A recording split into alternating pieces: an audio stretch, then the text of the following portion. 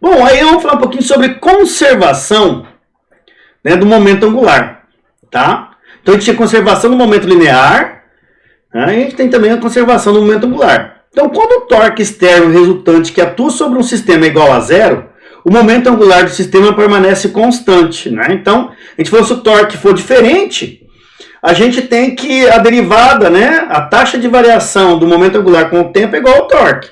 Agora, se o torque externo for igual a zero, o corpo tende a conservar a sua quantidade de movimento de rotação, né? Então, olha só, se o torque é igual a zero, então, torque, né, somatória dos torques que agem no corpo, é a derivada, é a taxa de variação, né, do momento angular com o tempo, tá ok? Bom, se torque for igual a zero, a gente tem que L é um vetor constante, ele não varia, né? Então, L é um vetor que tende a ficar sempre do mesmo jeito, né? Então, se o torque externo resultante sobre um sistema é nulo, temos que dL dt igual a zero, e então o momento angular inicial de um corpo, né, vai permanecer imutável, vai ser igual ao momento de inércia final. Ao momento angular final, tá? Bom, momento angular, a gente já viu que era momento de inércia vezes a velocidade. Então, nós temos que, né, o momento de inércia do corpo inicial vezes a velocidade inicial angular, tá, gente? Velocidade angular aqui. É igual ao momento de inércia final do corpo vezes a velocidade angular final do corpo. Isso aqui quando o torque é igual a zero. Tá? Então, olha só. Essa grandeza é que dá aquele fenômeno da velocidade angular aumentar ou diminuir. Bom, eu coloquei uns vídeos aqui depois, mas vamos fazer uma análise aqui que é parecido com o vídeo. É assim, ó. Vocês fizeram exercícios, né? Quem estudou aí fez certinho e viu que quanto a massa for mais afastada do eixo, tá? A gente tem aqui um momento de inércia maior, né? Se a massa, né, a massa do corpo se concentra próximo do eixo, o momento de inércia diminui. Então imagina que a moça aqui, a senhora ou até a bailarina, ele esteja com os braços esticados aqui. Então o que acontece? Você tem uma quantidade de massa longe do centro de rotação. O centro de rotação qual que é? Esse centro aqui, ou o centro da mulher aqui, ó. Tá? Então quando você abre os braços, o momento de inércia aumenta. Tá? Então imagina que você está com o braço esticado, né? E uma velocidade angular de 10 radianos. Ok? Quando você diminuir, quando você encurtar o braço, ou juntar os braços, o que vai acontecer? O momento de inércia 2 vai ser menor que o momento de inércia 1. Não é? Por quê? Se a massa fica junto do corpo, o momento de inércia diminui. Só que não existe torque externo, não tem trabalho externo sendo realizado. Então, para ser que o L1 seja igual ao L2, ou o momento de inércia se conserve, esse vetor, o vetor está apontando aqui para a cabeça da mulher. Para que esse momento de inércia se conserve, a gente tem que fazer o quê? Aumentar a velocidade. Então, o momento de inércia diminui, ok? E a velocidade aumenta. A multiplicação desses dois, né, o produto desses dois continua constante. Então é isso que nós temos aí. Por isso que nós temos que a velocidade angular aumenta quando a gente junta os braços. Agora vamos ter, eu acho que tem um vídeo sobre isso. São 3 vídeos agora, viu, gente? Sobre essas grandezas. Nesta demonstração usaremos uma banqueta sobre uma plataforma giratória e 2 halteres. É o mesmo sistema, tá, gente? Iniciaremos sentando na banqueta e segurando os 2 halteres com os braços esticados. Ao girar a plataforma, todo o conjunto realiza um movimento de rotação com determinada velocidade angular em torno do eixo da plataforma girante. Quando encolhemos os braços, as massas dos halteres ficam mais próximas do eixo de rotação e a banqueta gira mais rápido.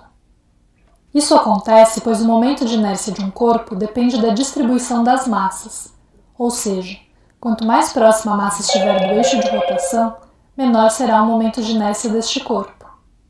O produto entre o momento de inércia e a velocidade angular de um corpo em rotação... Aí ele chama o momento de inércia de J, tá, gente? O nosso é I, né? Pela lei da conservação do momento angular, o momento angular é o mesmo, antes ou depois de encolhermos os braços. Como o momento de inércia diminui quando os halteres são aproximados do eixo de rotação, para que haja conservação do momento angular, a velocidade angular aumenta e o conjunto passa a girar mais rapidamente. E se voltamos a esticar os braços, o conjunto também volta a girar com a velocidade angular inicial. Então, Pode-se gente, demonstrar este efeito mesmo sem os halteres. esse é o primeiro experimento. Os braços e as pernas. A velocidade Aí ele tem que usar os braços e as pernas para a massa do corpo, né? Ficar distribuída mais longe do corpo, tá? Mudando o seu momento de inércia. Então esse foi a questão que eu estava falando para vocês, né? Conservação do momento angular, tá? Nesse segundo caso agora, ele vai mostrar como que o vetor momento de inércia, né, pode ser conservado, tá?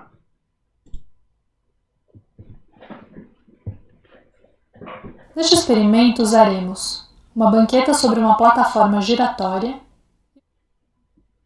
e uma roda de bicicleta. Giraremos a roda de bicicleta e sentaremos na banqueta segurando o eixo da roda. Quando mudamos o eixo de rotação da roda de bicicleta da posição vertical para a posição horizontal, notamos que todo o conjunto sobre a banqueta passa a girar no sentido contrário ao sentido de rotação da roda. Ao voltar à posição original, o conjunto para de girar. Se invertermos a posição horizontal do eixo da roda, o conjunto também passará a girar no sentido contrário. Ao girar a roda da bicicleta, ela adquire momento angular, que é uma grandeza vetorial com módulo, direção e sentido.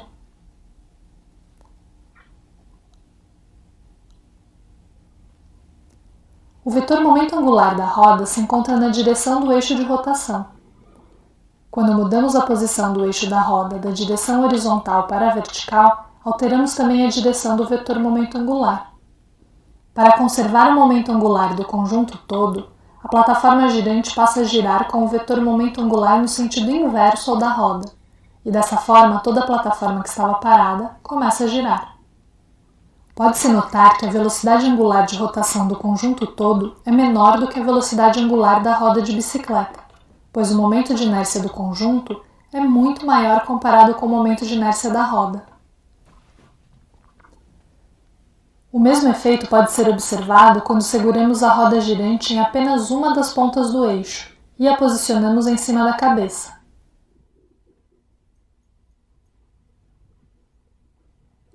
Neste caso, também para conservar o momento angular, o conjunto todo passa a girar no sentido contrário à rotação da roda da bicicleta.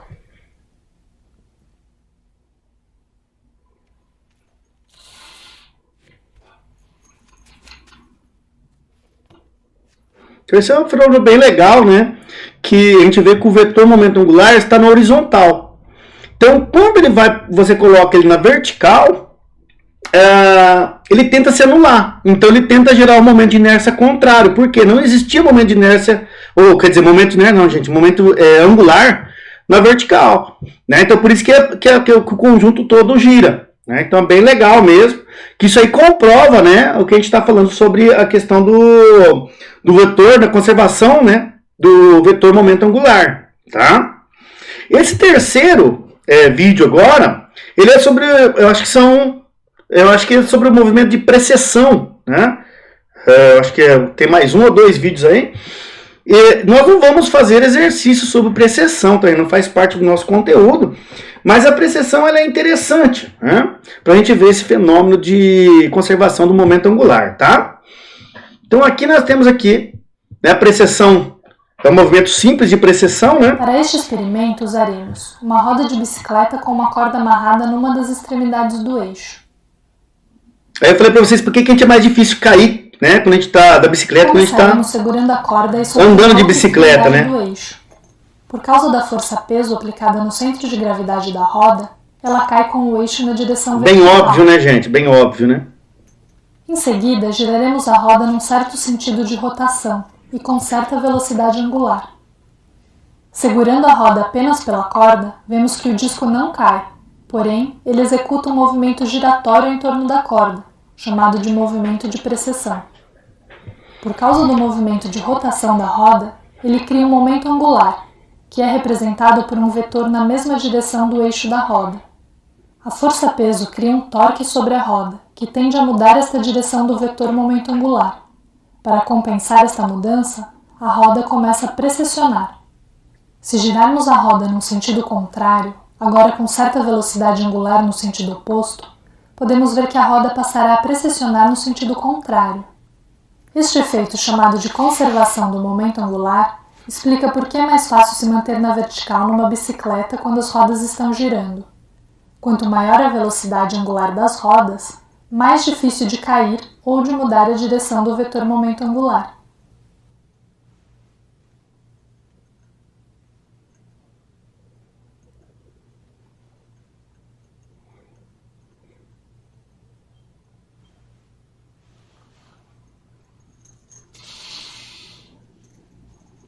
Então, bem interessante, né, gente? Para vocês verem como que é a conservação do momento angular, né? Como que é um fenômeno, vamos dizer, poderosíssimo, né? Ele tende a se manter, a não ser que uma força externa age sobre ele. Vai ter uma hora que, devido ao atrito, né? Ele vai começar a baixar. Vocês vão ver agora no próximo vídeo. Né? E mesmo assim, o momento angular ainda tenta segurar, né? Porque ele é contra essa variação. Então, se a soma dos torques externos for igual a zero, ele tende a ficar com esse momento angular, com esse vetor sempre constante. Tá? Então, agora é esse giroscópio de precessão. Ó. Tá? Então, nesse experimento aqui... Para este experimento, usaremos... ele mostra a conservação do momento angular. Tá? Um giroscópio, que é um disco que pode girar em torno de um eixo semelhante a um peão, e uma cordinha ou barbante. O giroscópio tem um furinho no eixo para transpassarmos a corda.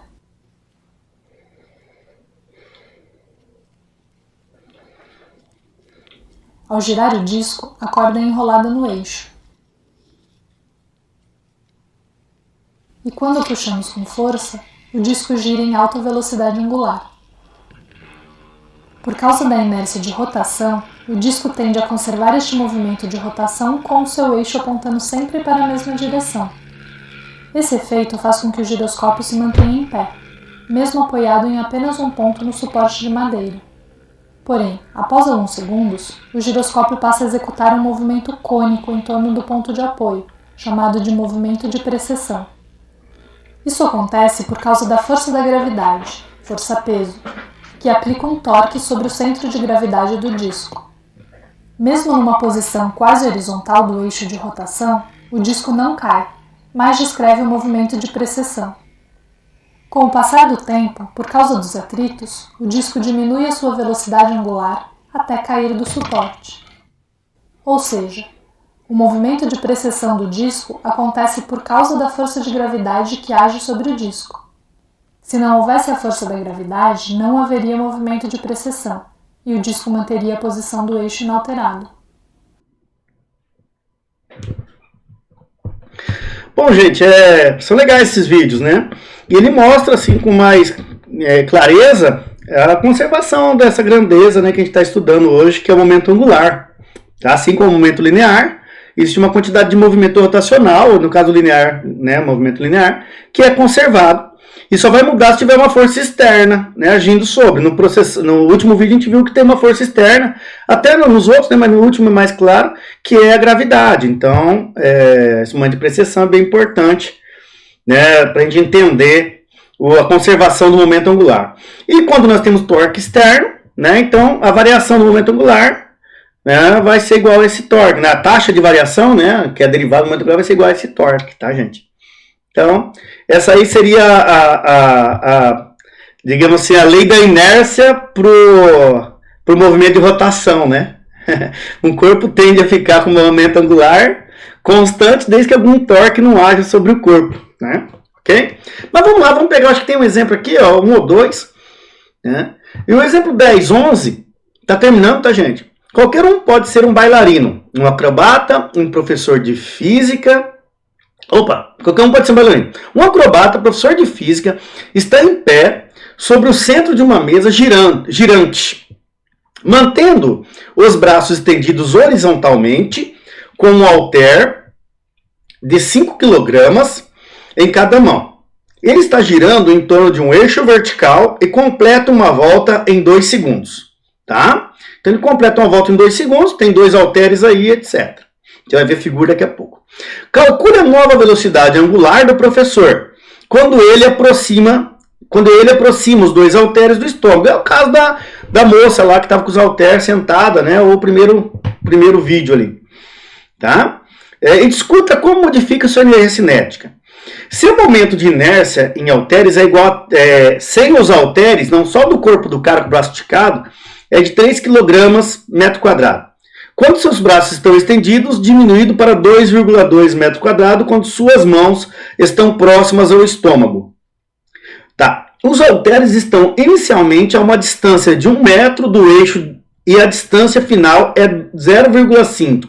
Então, quando eles estão com o braço afastado, né, 1 metro de distância, o halter do centro de rotação. Quando o cara junta, ele fica 20 centímetros, tá bom? Ou 0,2 metros. Tá? Considere os halteres como partículas. Fica mais fácil. Então, lá, é isso aqui que a gente tem, ó. Então, aqui a gente tem, né, 1 metro, não é isso? Então, aqui, ó, 1 metro e aqui 20 centímetros, tá? Os halteres do corpo. Então, o que a gente vai ter? A gente vai ter a conservação do momento angular. Então, a velocidade, quando ele junta os braços, vai ter que aumentar, né? Em relação ao que era quando ele estava com o braço aberto. Porque o momento de inércia diminui. Ok? Então, vamos lá. Então, executar. Momento de inércia. Professor mais halter. Então, momento do sistema, né? Cada halter de massa M contribui como mr ao quadrado para o halter. Gente, isso aqui é o momento de inércia de massas, né? Então, m vezes r ao quadrado, momento de inércia dos corpos, né? Então, cada um vai ter um mr ao quadrado, onde r é a distância perpendicular do eixo de rotação até o halter. Então, vai mudar essa distância, né? Esse r vai mudar quando o braço está esticado ou o braço está contraído. Inicialmente nós temos isso aqui, ó. O momento de inércia 1 é 3 kg, 3 kg metro quadrado, que é o do professor, mais 2 vezes 5 kg do halter vezes 1 metro de distância ao quadrado, tá? Então, a gente vai ter um momento de inércia inicial de 13 kg metros quadrados. Ele falou que a velocidade inicial ali era de uma revolução a cada 2 segundos, né? Uma volta a cada 2 segundos. Então, a velocidade linear angular inicial é de 0,5 revolução por segundo. Então, achamos condições iniciais de movimento, tá?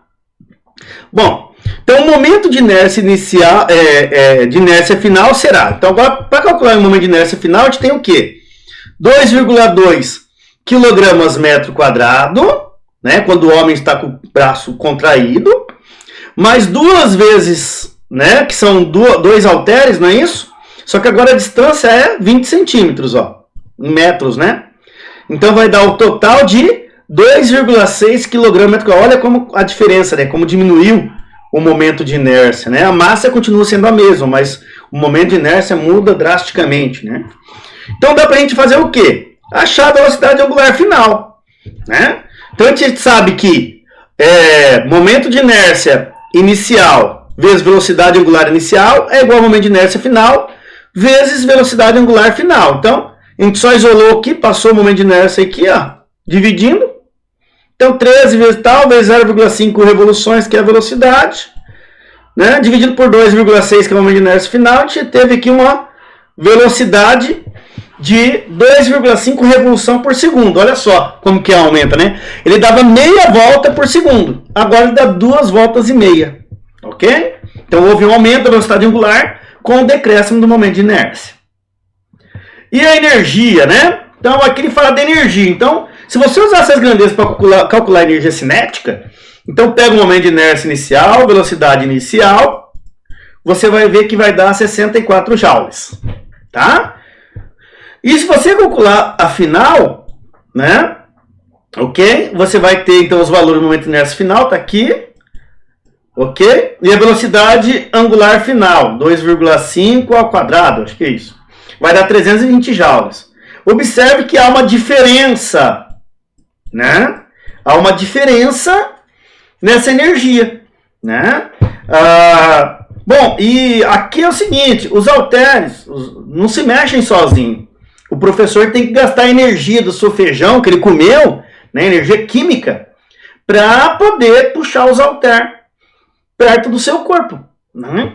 Então essa variação de energia é devido a esse trabalho extra realizado pelo professor. Então a energia cinética excedente, né, veio do trabalho do professor, realizou para puxar o braço, né, e os halteres para junto de si. Tá? Então ele tem um trabalho aí sendo realizado, né, pelo professor. Tá?